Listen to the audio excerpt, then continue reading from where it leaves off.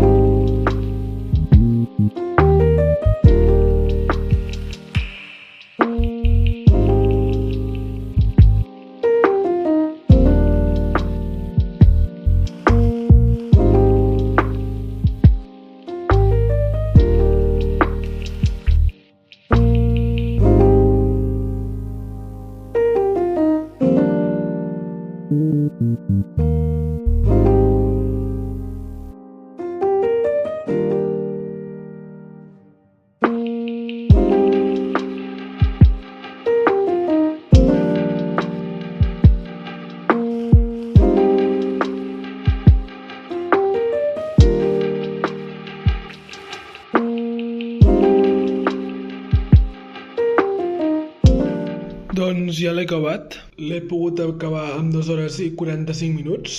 És un temps que m'esperava.